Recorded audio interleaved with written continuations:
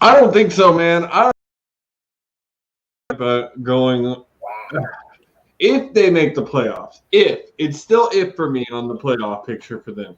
If they make the playoffs, I don't see them going all the way. I think the only thing that might prohibit them from going A, health, and B, the running game. Rojo looked pretty good the past couple of weeks. He didn't look as strong this week.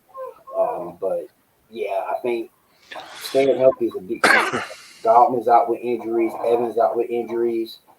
Scotty Miller's been hurt. That's why you're seeing AB coming over.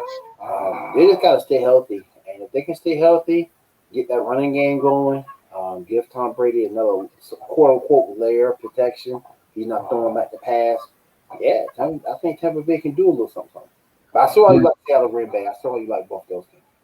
We're going to discuss all that and more here tonight on The Huddle. Thank you for joining us. We'll be right back.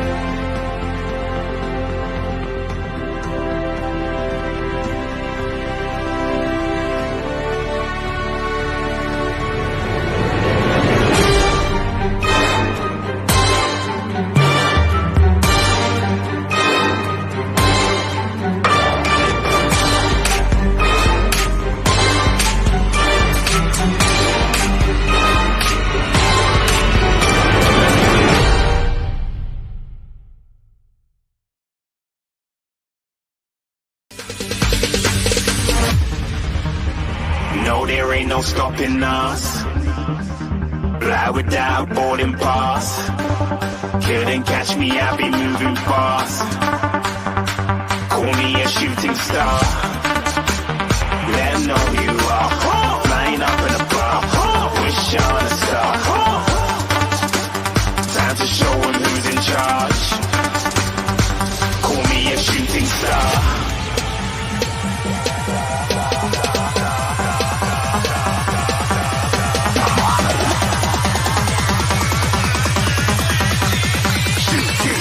Didn't even get to cross.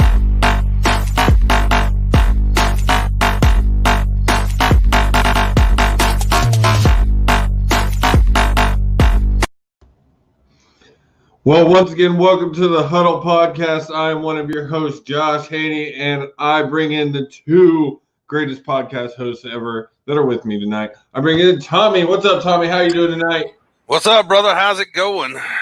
I'm doing good, man. I'm here. I'm ready to talk some football. It was a crazy week. I'm ready to scream and yell a little bit. But we're also going to bring in the man, the myth, the legend, the one and only William H.D. Morgan. How you doing, guys? Yeah. Ready to talk week 7 of the NFL. Let's do this thing, baby. Let's do it. Already getting comments. Will, you remember Minor? We gave him some probably sage fantasy advice back in the beginning of the season. Oh, yeah. He says his running back situation did get better. So we're glad that our advice didn't get worse.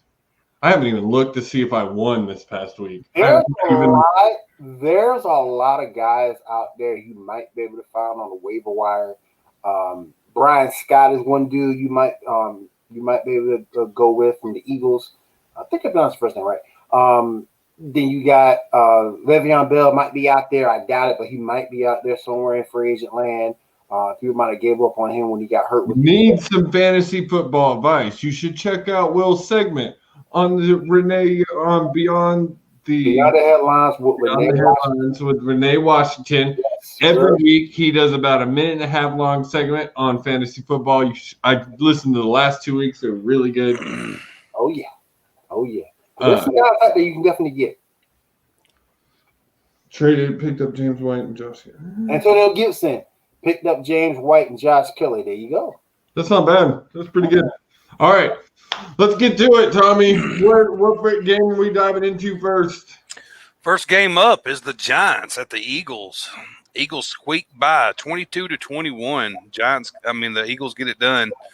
Carson Wentz, 25 for 43, 359 yards and 2 touchdowns. You had Jones with 4 receptions and 92 yards.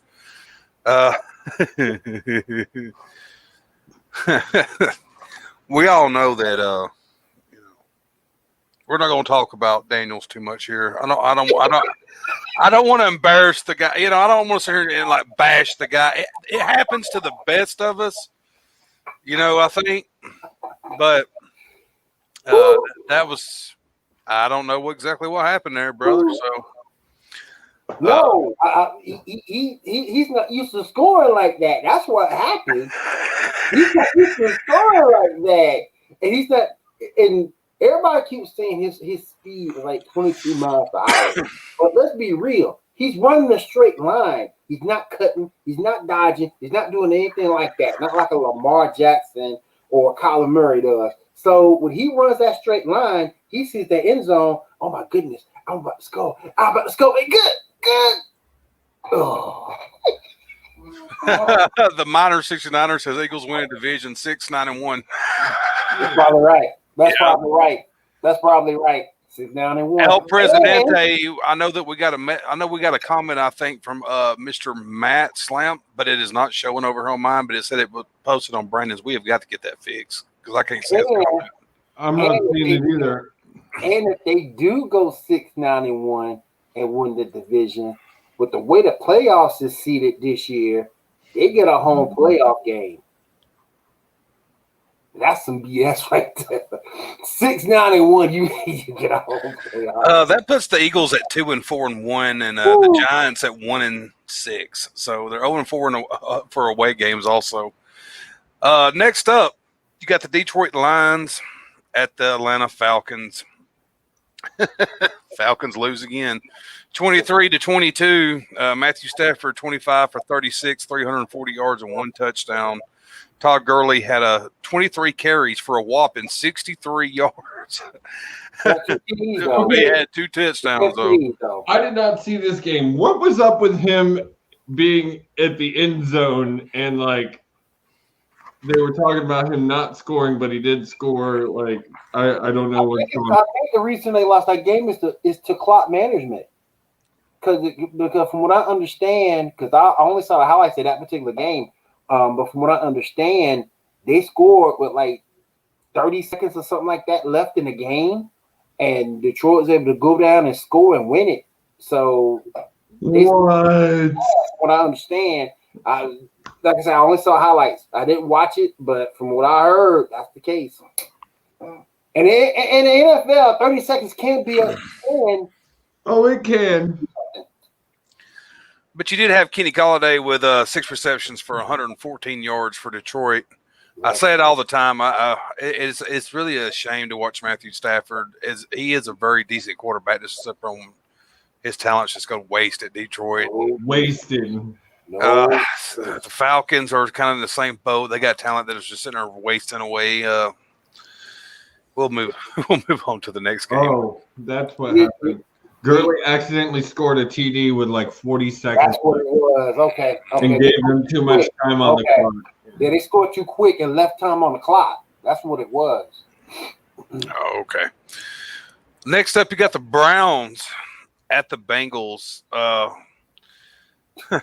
Browns get it done, 37-34. Browns starting to get a little banged up, ain't they? Yeah, they lost OBJ for the year. Lost OBJ for the year. Their quarterback did not look good. They're getting away from the run. I don't know. Like, man, they were looking so good at the beginning of the season, and then they started throwing out everything that was making them look good.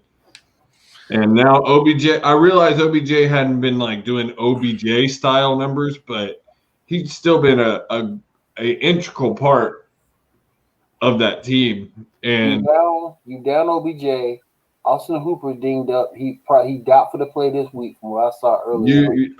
Their number one receiver's been out for weeks.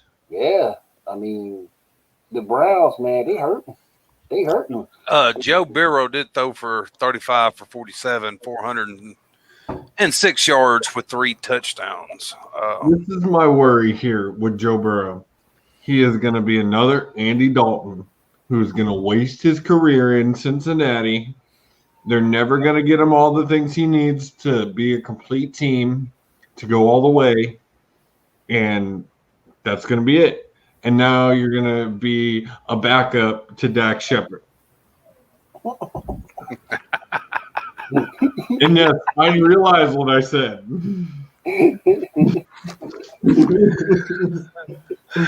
Oh my goodness! And then another thing too, AJ Green's old in the. He can still play. He's still a baller, but he's old in the tooth. He's not the AJ Green. He's not the AJ Green that flipped the dude 3 years ago. Nope, he's not. And it's like you got Boyd, Ross, and now that Higgins is taking over the third receiver spot, John Ross wants to trade. They don't have a decent tight end. Tyler Eifert's gone, so I don't know what those guys do. I really don't. I know Joe Mixon was hurt, so I don't know. Cleveland did try to run the ball a little bit in this game. Hunt had 18 carries for 76 yards. Yeah, but he can't get started anymore. Like he was scoring me major points in the beginning of the season fantasy, and now he's not doing nothing. Hunt needs touches. He's like most running back. They need touches to get involved into the game. But that's why Nick Chubb was good for Nick Chubb, Kareem Hunt, and Johnson. Those three together were a amazing run team. Yep. Because Chubb can get it through. He doesn't need touches. He can get you through usually early. You let Chubb get you 6 or 7 yards, then you give it to Nix, and he punches you that other 3. And if he doesn't get that full one, you give it to Johnson, and he gets you that last one. Right. And they're a complete run team.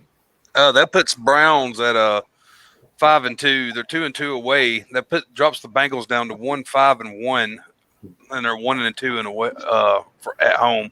Fellas, just think about this for a second. You're 5-2. You're Baker Mayfield. No one likes you. No one wants you on that squad.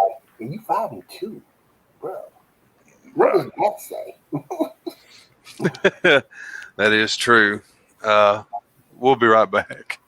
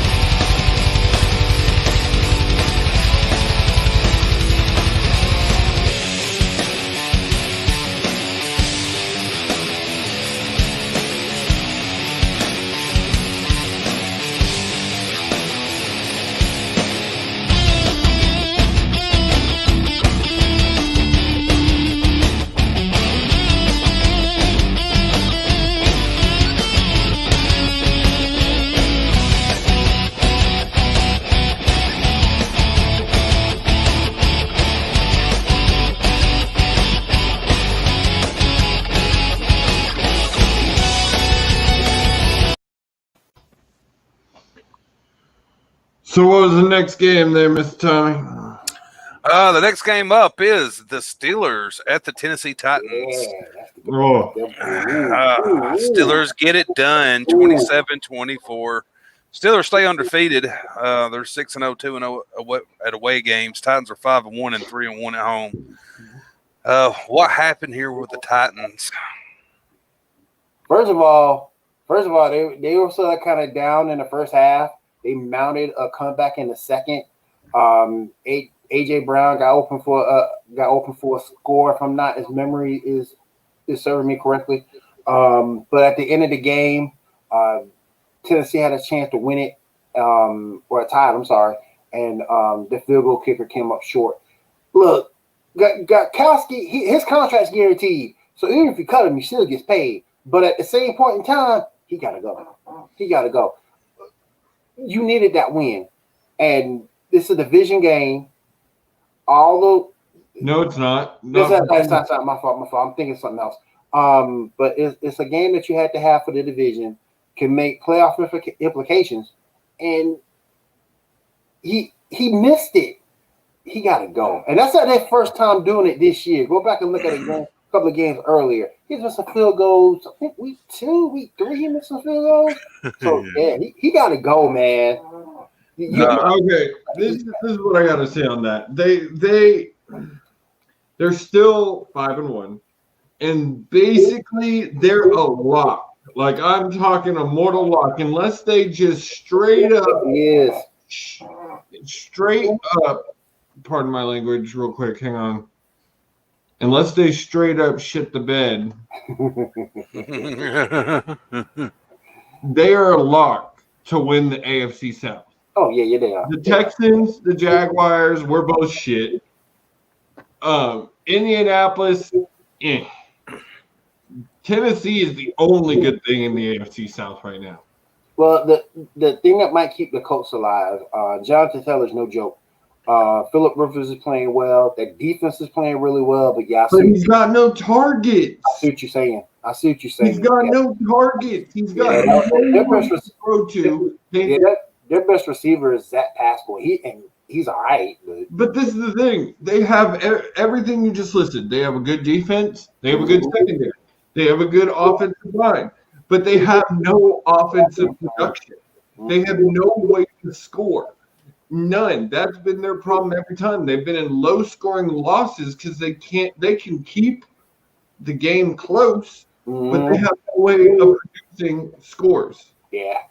And another thing that hurts the Colts too, T.Y. Hilton is not T.Y. Hilton. But he needs to retire. But back on a rant. True. Because I'm saving my rant time for something later. But to get back on Tennessee, they can take this loss, and they're still going to win the AFC South. Like I said, if they keep playing like they're playing, they're going to probably be something like, I would say I would go 13-5, even 14-4, even something like that.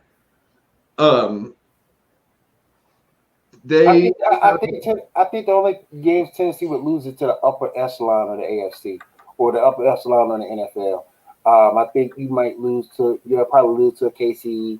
Baltimore will be tough, but it'd be those. You gotta remember, they gave KC a fight last year for the AFC Championship, and it could easily go the other way. Yeah. And so I could easily see Tennessee. The only team that I could see Tennessee having issue with, the two teams I see them having issue with, are NFC teams that they won't see until the Super Bowl. That's Seattle. That's Green Bay. I had them beating Pittsburgh. And you're right. Gostkowski screwed up. He should have made that kick. Yeah. There's no excuse. But let's move on. You got to go. Oh, real quick, can we take this question in the chat right here? Oh, yeah.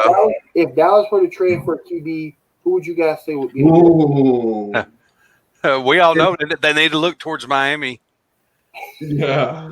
They got one just sitting in there who's got a hot hand, and he's not going to be used at Miami. So truly, that'd be their great pick right now. Is to go down there, pick up Fitzpatrick, get him through the year. I'm gonna make a picture that every time, because we bring up this man every week, I'm gonna bring up the picture of the greatest backup quarterback ever, and that is Ryan fucking Fitzpatrick.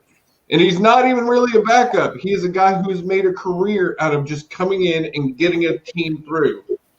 9-7, 8-8, something like that. Yeah, he still could save it. I think if Tua works out, I think you might see the Dolphins cut bait, because I think the trade deadline is November 3rd, if I'm not mistaken. Well, he only usually ever signs a 1-year contract anyway. Yeah. He never signs more than that. And truly, as much as I love Pat, and as much as I love Fitz, I think he's awesome. He's He is one of only 2 or 3 quarterbacks. Beard, man. That beard is epic, bro. Beard is epic, man. Epic. He's one of the few quarterbacks to ever make a career off of basically being traded constantly and going in and being a placeholder quarterback. But someone's got to fucking do it. Someone got to do it. And I mean, he's not talented. Like, you look what he was doing in Miami. If he was actually given a good team and given a good shot, probably 3 or 4 years ago, Super Bowl quality quarterback. You put him on the Dallas Cowboys, CeeDee Lamb, Gallup, Zeke. They got a decent tight end. Offensive line's hurt, but they'll get healthy. Okay, that scares me a little bit. Yeah. It scares me to the point that Fitzpatrick could possibly come in and bring that team to a ring. I'm not saying a ring, but he'll playoff potential. He'll make him up. Yeah, this is my theory on that. It's also the aura he brings in. He's gonna bring in that we're gonna play our best, no matter what we're gonna do. We're gonna do the absolute best we can. He gonna win the line. And then, like you said, those guys that you just listed, Zeke, all those guys, they're gonna feed off of that. And I could see a team like that. It doesn't matter, and it pains me to say it, but it doesn't matter who it is. A team like that could go all the way to the ship. I think he'll make them respectable. He might turn them around to win that division. I don't know anything past that, but I think he'll make them more respectable. We'll see. Dallas is gonna have to make some moves in the next. Dalton is. They sound one of us. Hell, if they sound one of us, they're better off. True. They sound one of us. I mean, let's go ahead and move it along, guys.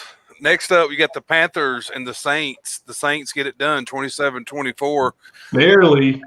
Is the Saints starting to find some of their mojo back, or are they still busted in areas that they need to fix? Well, the secondary is terrible. They need to shore up that secondary, particularly at the safety spot. The safety spot, I don't know what Malcolm Jenkins is thinking. I don't know what Williams is thinking. But the safety spot on the Saints have to rectify that.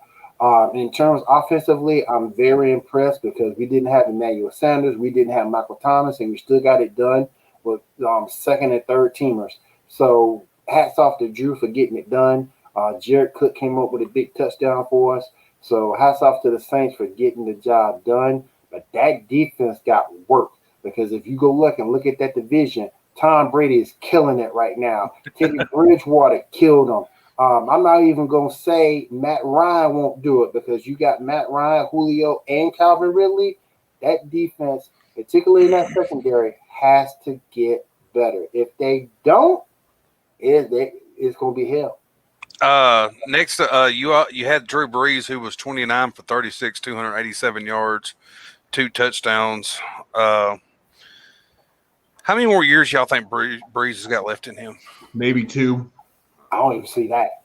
Maybe I said maybe 2. I don't even see that. If he could pull his team together and go all the way to the bowl this year and get it, he'd retire. The only way I see him playing 2 years, they changed the offense around because right now Drew didn't have the arm strength to hit it long. He don't have the arm strength to hit a receiver in stride down the field. He hasn't been able to hit that since they were in the Super Bowl 4 years ago. I swear that game, that was probably the greatest performance you've seen from Brees in 4 years. I think they need to, and I've told Brandon this. The Saints need to play what I call 50-50 ball. They need to run that football, be dominated by the run, hit that play action. That's perfect for Drew. Because not even 50-50, 60, 40, 70, 30. 40. Like Bree, I love Drew Brees. He's a Texas boy. He literally went to school not 30 minutes from where I'm living right now. Wow.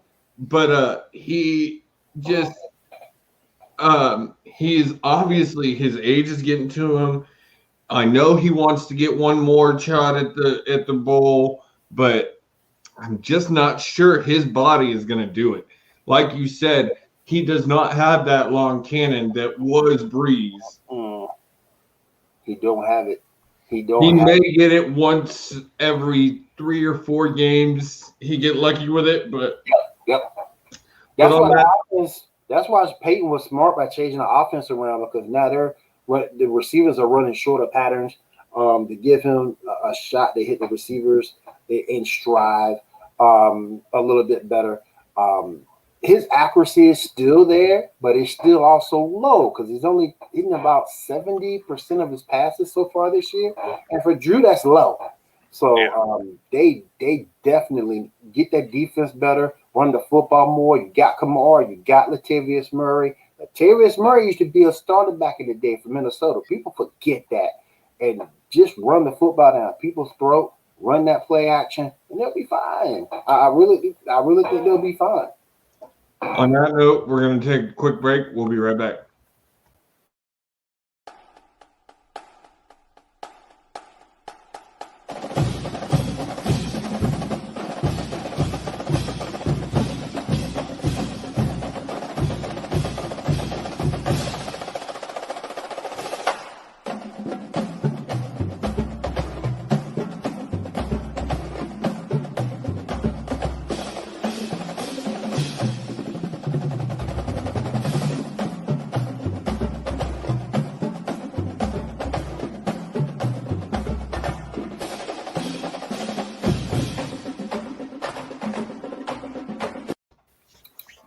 All right, Miss Tommy, what's next? All right, next up, you got the Buffalo Bills at the very, very bad struggling Jets. The Bills barely scraped by in this game. They didn't exactly dominate the struggling Jets. 18-10, the Bills get it done. Puts the Jets at 0-7 and 0-4 at home. The Bills are 5-2 and 3-1 away. Josh Allen was 30 for 43 in this, 307 yards.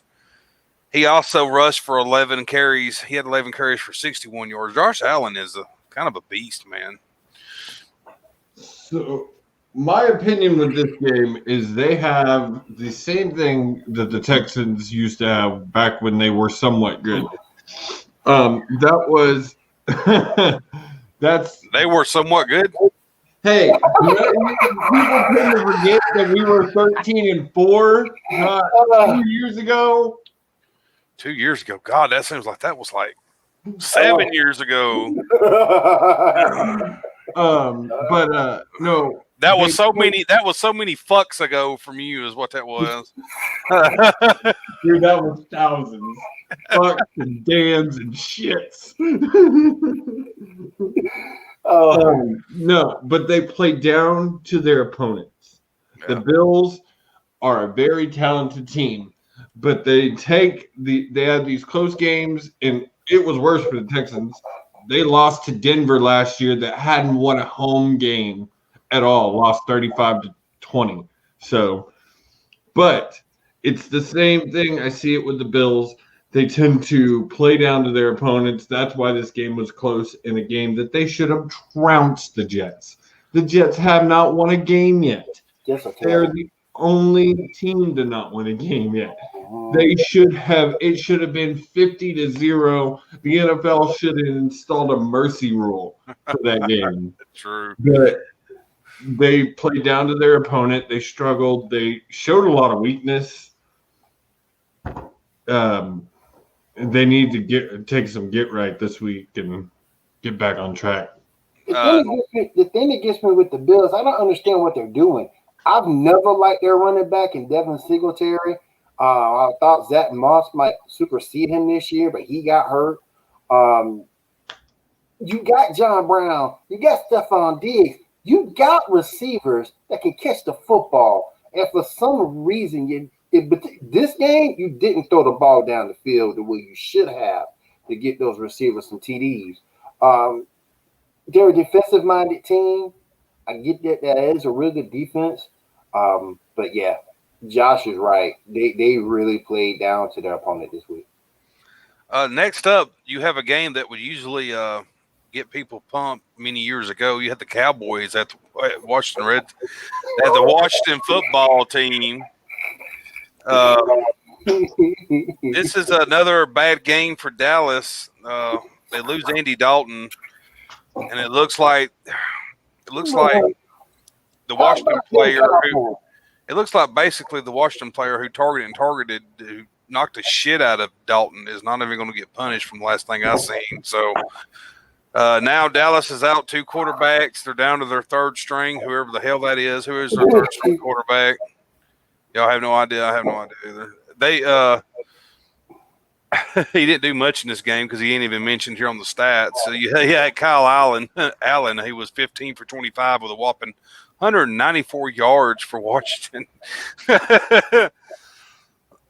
This is two bad football teams. That puts Dallas at 2-5 and they're 0-3 at home. It puts Washington at 2-5 and they're 2-2 at home.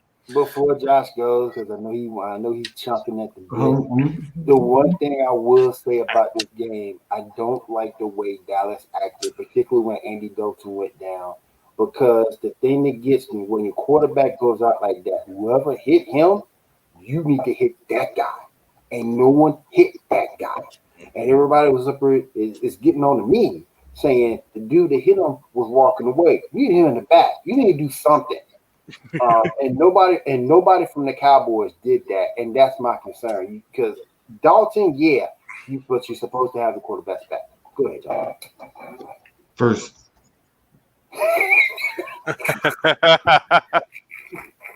This is some absolute bullshit. This is loaded garbage. First off, what you were talking about, Will.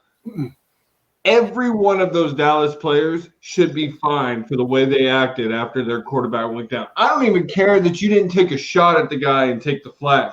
Not a player went over to check on him. No one went and tried to help him up. Nothing. Not a thing. I get that he's your backup. He's not who you wanted. Whatever. I don't give a damn. Second, if this were motherfucking Brady, the guy that hit him would not be playing another game this fucking season. And because it is Andy Dalton, who the NFL has never given a shit about, he's not getting... Dude, it is in the NFL rulebook. It is in the NFL rulebook. If a head-to-head is called in the game, it is automatic suspension and fine. What the motherfucker? It wasn't just head to head. He knocked him the fuck out. It was an intention. It wasn't even it was a head-to-head, yes, but it was intentional. It was 100% intentional. He targeted his head. That dude should not play another down this season, if in the NFL ever again. And he's not getting nothing. Fuck Roger Goodell. Fuck the NFL. Fuck them. This is bullshit. This is why why everybody's waiting on the XFL. It's just because of shit like this. It is. It really is. We go back 6 months when that was what we were loving about it, is that they could still hit. It was in the rule books, the way they had worked out the ways to make the hitting as safe as it can be for football. Even in the kickoffs, they had brought back excitement to kickoffs because there was actual chances that a guy was going to score a kickoff return. Yep. And we ain't got all night. We got all night. Next up, you got to move me on. Next up, because he probably ain't done fucking ranting. So next up, we got the Packers versus the Texans. I've been waiting that all week. As usual, Brett Favre makes Texans call him daddy. The 35-20. You went back 20 years. Yeah, Aaron Rodgers. Let's see. Packers are 5-1 now. They're 3-1 away. That drops the Texans down to 1-6, 1-3 at home. There actually is no rant here. I had no doubt in my mind who was going to win this game. Like, if my Texans came and beat Aaron Rodgers after he just took a Brady stomping, I would have been jaw dropped. Did you say there's not a rant? No rant. There's Real men of genius. Real man of genius.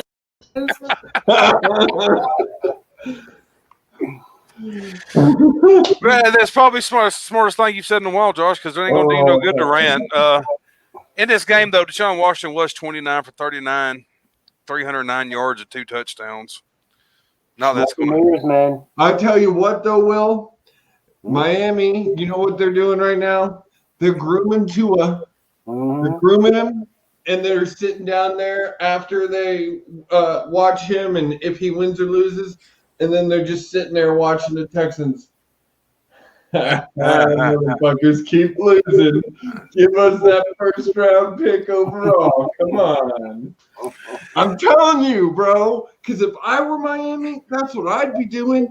I'd be watching this team bomb, knowing that whatever their first and second round pick is, I get it. Yep. You also had Adams in that game who had 13 receptions for 196 yards with 2 touchdowns. That kid is fucking. Welcome back, Devontae Adams. Welcome back. Yeah. Next up, you got the Buccaneers at the Raiders. Oh, man. Fucking Tom Brady. Right when you think he is done, dude. I swear, man. Right when you think his ass is done, they lay a slacking on the Raiders. 45-20. Tom Brady was 33 for 45, 369 yards and 4 touchdowns. God. Wait, 23 for 45, is that what you said? Yep, 33 for 45, 369, 4 touchdowns. Like Brady is like woke up and down in Tampa Bay, dude. It is looking ugly. He's starting to look scary. That puts Tampa Bay at 5-2. They're 2-2 away. The Raiders dropped to 3-3. They're 1-2 at home. But who have they played other than Green Bay? Saints, Chargers, Green Bay, the Bears. They lost to the Bears. Man, I can't think of it. Nobody you've listed other than Green Bay should have been a loss for them. Nobody. But still, he's a quarterback in a new system still, though. He's still learning. Yeah, I mean, still learning it. And making so bad, Bruce Arians, this is his system, but I believe he was with the Steelers with. So all of a sudden, here comes Antonio Brown. Here comes Superman, Antonio Brown. He's going to know BA system better than Tom Brady, and that's going to be huge help. And it's just going to give Brady one more weapon. Yeah, it is. Let's take a break real quick before we get into this next game.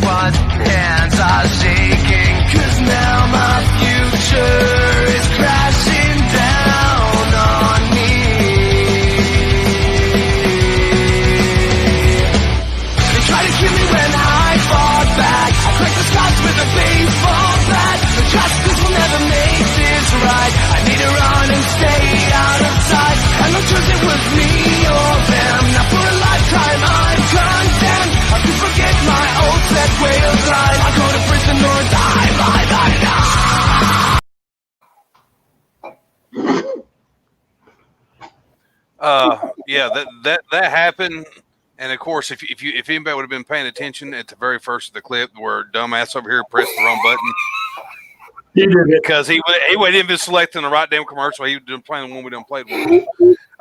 Next up, It was his you had the Kansas City. You had the Kansas City Chiefs taking on the Broncos, struggling Bronco team. They didn't look very struggling there in the first half, but the Chiefs get it done, 43-16. Not because of Patrick Mahomes. Let's make that very, very clear. It had nothing to do with Patrick Mahomes. Bell looked awesome. Mm-hmm. He looked regenerated. He looked awesome. He looked like he was having fun playing. This all lies on bad offense by the Broncos and great defense by the Chiefs. This is basically how this game played out because Drew Lock threw 2 interceptions in this game, not to mention other mishaps that happened. He was 24 for 40. Jesus. So they definitely basically handed the gift package this win for the Chiefs and handed it to them. But Patrick Mahomes didn't do much. I am wondering if he was injured. I don't think he's injured. I just think I don't know, man. There's something up. I mean, it's still there. He still marched down the field, but he was shitty in the red zone in this game. He never could. They would march down the field, but when it come to actually scoring, he was having trouble. I also think it's a change of philosophy somewhat because now you're seeing the Chiefs run the ball more this year than they did last year and in the past too. Especially now that you got Bell, they're going to run it way more than they were. Dude, Bell looked great, dude. There's a bunch of runs he had that was breakout runs. You know, he looked really good. So, and they have 3 good backs now with CEH, Bell, and Darrell Williams. Okay, and they did it, and Andy's doing exactly what we thought he would do. He's using Evan Bell for a little trickery. Just his presence being on the field. Yep. He's making people think he's going to him, and he's not. And just Bell being on there, it's going to make the defense have to look over and look at him and see what he's up to. Because you got to pick your poison now. You're going to play coverage. Are you going to play coverage, or are you going to play more of a front 7 to stop the run that they are now using? So now the running game is in place. The defense is playing well in terms of taking the ball away. That Chiefs team is going to be hard, man. It's going to be a hard team to get. One of the Chiefs' touchdowns also came from a kickoff return. So, yep. Like I said, Patrick Mahomes struggled in that game. Next up, you had the 49ers and the Patriots. Huh. Man, this was ugly. This was ugly for Cam Newton. Cam gets benched in this game. 33-6 by the 49ers whipped the shit out of the Patriots in this game.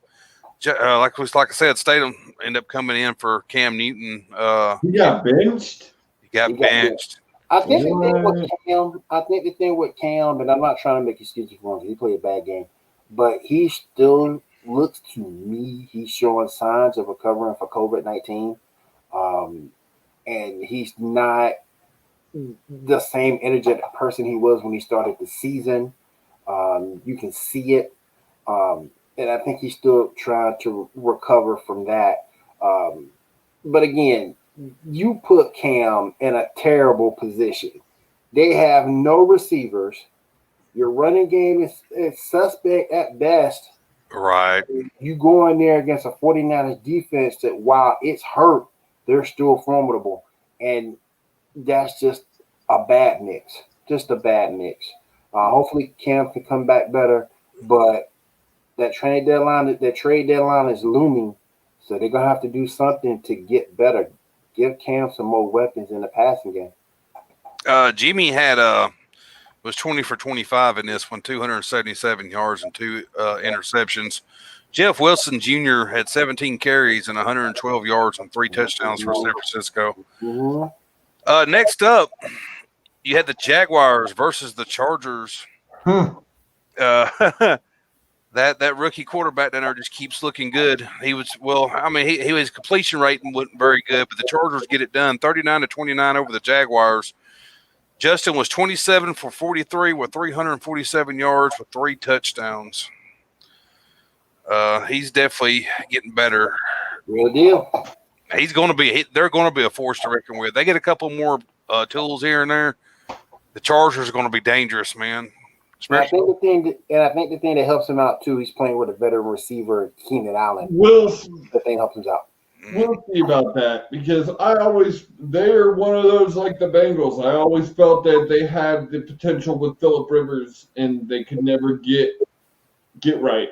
Right. Like they always had something that they were lacking. Never could get the team to full force to. Because I felt Phillip Rivers was an elite level quarterback. Yeah, as Will said, Allen, they got Allen too. He had 10 receptions for 125 yards. Next up, some was calling this the game of the week. You had the Seattle Seahawks versus the Cardinals. Shocker, ladies and gentlemen, the Cardinals win 37-34 over the Seahawks. Russell Wilson. Go ahead. I'm sorry. I'm still trying to figure out that interception he threw near the goal line. That Buda Baker, I think it was Buda Baker caught that, almost took it to the house and went for DK Metcalf running down. I still don't understand what he was looking at. I don't get it. Russell Wilson knows all about those interceptions at the goal line. He does. And shout out. I'm sorry, Seahawks fans. You know, and I don't want to hear about that. And shout out to Kyler Murray because Kyler Murray, he balled in this game. Oh my goodness, he balled out. If he ain't an MVP candidate, I don't know who he is. I'm glad I took him on my fantasy team. Me too.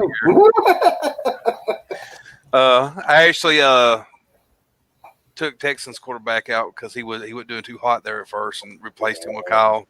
Yeah. Russell Wilson was 33 for 50 in this game, 388 yards with 3 touchdowns. Yikes.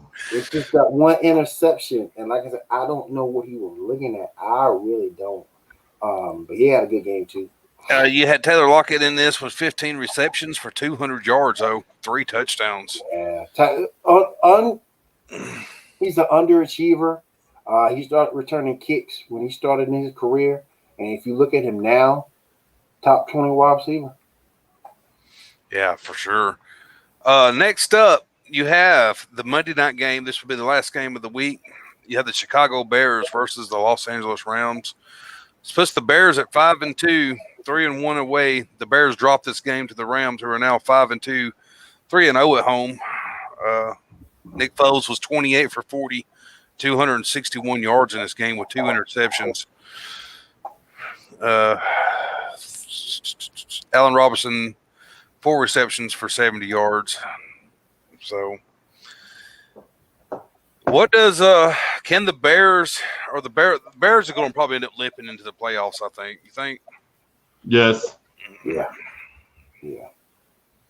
Rams will probably end up being there too. So. And were you offensively as challenged as the Bears? I mean, what? Allen Robinson, Jimmy Graham are your really 2 only weapons. I've never liked David Montgomery as a running back. Cordell Patterson, I know he might get in there from time to time, but with Tariq Cohen being out for the year. But I'm sorry. I don't see if the Bears get in it, then they probably will. Because the NFC East is so pathetic. If they do get in, that's a first round out. I don't see them advancing any further.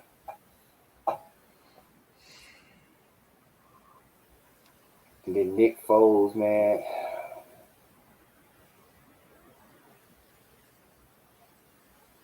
I don't know. Nick Foles, I feel like Nick Foles is he's a great quarterback, but he has those games, and he had one yesterday, 2 interceptions.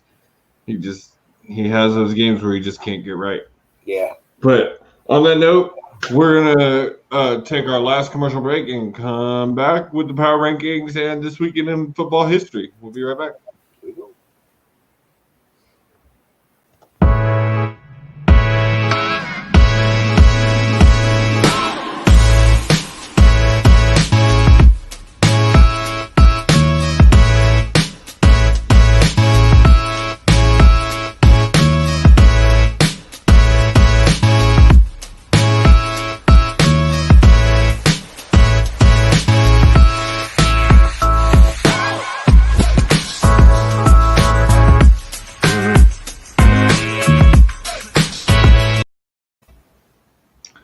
And now it's time for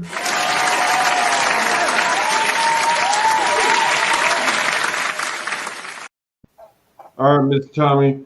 So what did the rankings change? Are they the same? Are the damn Patriots still on the list? Let's see, Ash, I believe. No, they're not. I don't know. I don't know. We'll find out. Number 10 comes in at the New Orleans Saints. Ooh. You getting close to that to being off that list there, Will? Coming off a bye, man. Coming off a bye. Very, very true. Number 9, or I'm sorry, was that number 10? Yeah. Yeah, here we are. Number 9. Previous was number 8. They were number 8 last week. Los Angeles Rams at 4-2. They dropped down a spot. Oh my goodness, sorry guys, my mouse is acting like totally nuts. This is not the. I really need to switch my mouses out. Actually, to answer your question, the New England Patriots are ranked number 12. I quit.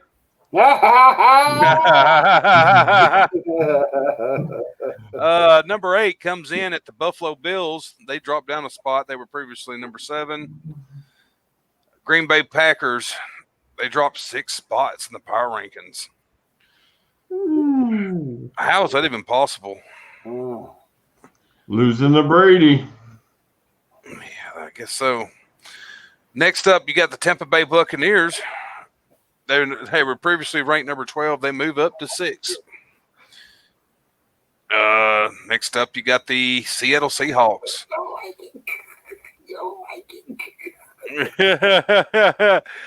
Next up is the Baltimore Ravens coming in at number 4. They dropped down a spot. No one will ever stand the hatred and the passion of which my fire of hatred burns for Tom Brady. Two I people cannot stand the man. I fully 100% believe he is a cheater, and fuck him. Two people that Josh can't stand: Tom Brady and Bill O'Brien. Oh, and they're both from the fucking Patriots. Oh, my goodness. You made me lose focus. Shut up, Josh. Next up, you got the Seattle Seahawks, who at number 5. Number 4, rolling in at number 4 is the Baltimore Ravens. Off a bye? Yeah. They're Power's undefeated. funny. That's true. No, they're not. They lost one. They're 5-1. Tennessee Titans are number 3. And the Pittsburgh Steelers are number 2. How? Kansas City is number 1. Hey, don't ask me, man. Look, to me, I've looked at different power rankings. This is actually through CBS. I've looked at ESPN's too, and they're just as weird. They're all weird. The power rankings in ESPN are just as weird, dude. And they're always like a week behind. It's implied. To me, if you look at Pittsburgh, they might be the most complete team in the NFL. They might be. Their defense looked dangerous, man. Dude, their defense resembles old school Steel Curtain defense. Like, you could rename that defense of the new Steel Curtain New Era. Like, they are just a brick fucking wall. I'm telling you, man. And it's a tough matchup. Those receivers, Deontay Johnson, Chris Claypool, Juju Smith-Schuster, they're hard to match up with. And that defense with T.J. Watt and Micah Fitzpatrick, man, I'm telling you, don't sleep on them, boys. Well, that actually brings us in to our next thing.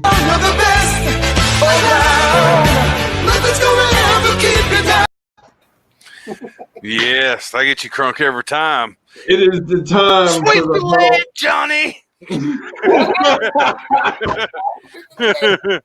It is time for the Huddle MVP of the week. We each pick a guy to call our MVP. Mr. William H.D. Morgan, who's your guy this week? Kyler Murray. Tommy? Kansas City defense.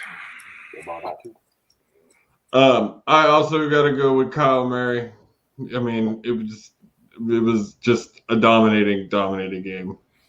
I guess one could make the argument though that Tom Brady might need to be mentioned in that, but I gave Tom my only pick last week. That's the only time I will ever pick Tom Brady for Player of the Week.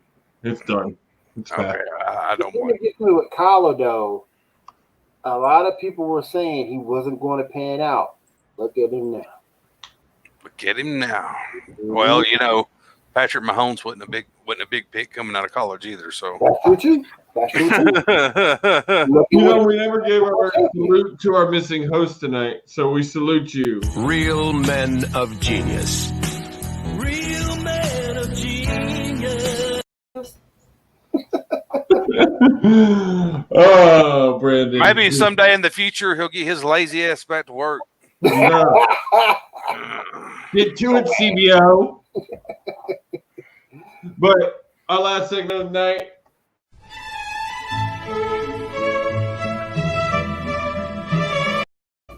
I feel so proper when that music plays. Yes. Without history, it's just uncivilized. All right. So there's actually quite a bit of news today in NFL history, and some of it is frustrating as fuck for me. So today in NFL history, 1995, the contract that finalized the Cleveland Browns' move to Baltimore was signed in secret. 96, Bud Adams, owner of the Houston Oilers, announced that he would allow his team to play one final season in Houston before moving the team to Tennessee. That season sucked balls. In 96, also, Irving Fryar became the 15th player in NFL history to catch 600 passes in a career.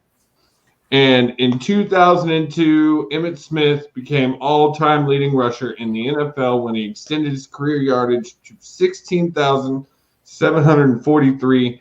He achieved the record in his 193rd game. He also scored his 150th career touchdown.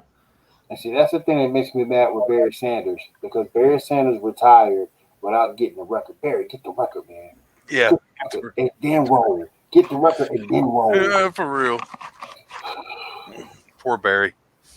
So that is today in NFL history. Also, the Monday Night Football game between San Diego Chargers and Miami Dolphins was played in Tempe, Arizona. The game had to be moved from San Diego due to wildfires. Oh, yeah, I remember that. Okay. I do remember that game. Yeah, I remember that, yeah. Hey, a little bit of random just sports trivia there for you, Will. Barry Bonds' 700 home run ball was sold at auction today in 2004 for $804,129. Look, y'all can tell me steroids all day long, but before he got that big, he was successful, still playing well at a high level. And here's the thing that makes him a G to me. Anytime you ask him about the steroid era, he just hit another home run and just go about his business, running the bases, bam, no comment, and go about his business. I'm telling you, that man was a G for that. He was a G for that. Well, this is the time of the show where we shamelessly plug everything that we're doing here at Pinball and everything that we're doing outside of Pinball. So, Mr. Will, tell them what you got going on there, sir. Well, tomorrow night we have the Paradigm Shift Wrestling Podcast. You'll see me with these two fine gentlemen up top here. 10 p.m. Eastern Time, 9 p.m. your time, Josh. Then you'll also find me on the Geek Gauntlet Podcast right here on Pinfall Productions and on geeknewsnow.net on YouTube. And then I'll be on Twitch under GNN Gaming. No idea what I'm playing yet, but hey, it's something. Tommy. Let's see. Thursday, you got Total Nonstop Podcast. We're probably going to cover SmackDown this week because we've not done a SmackDown segment. So, and I know that tomorrow on the Pinfall we're going to cover Hell in the Cell. So there's no sense in covering it 2 nights in a row. So. Hell in the Cell and Bound for Glory are our topics tomorrow since they were both this weekend. I'm excited to talk about it. Ken Shamrock was decked into Impact's Hall of Fame. I think that's awesome. I love Ken Shamrock as a wrestler. I know not everybody agrees with that. I think he was a badass wrestler. I think WWE should have brought him back years ago and let him do it. and let him do something. He deserved it because he didn't leave on bad terms. That was like the thing that people don't understand. Like he never like really did anything bad or anything.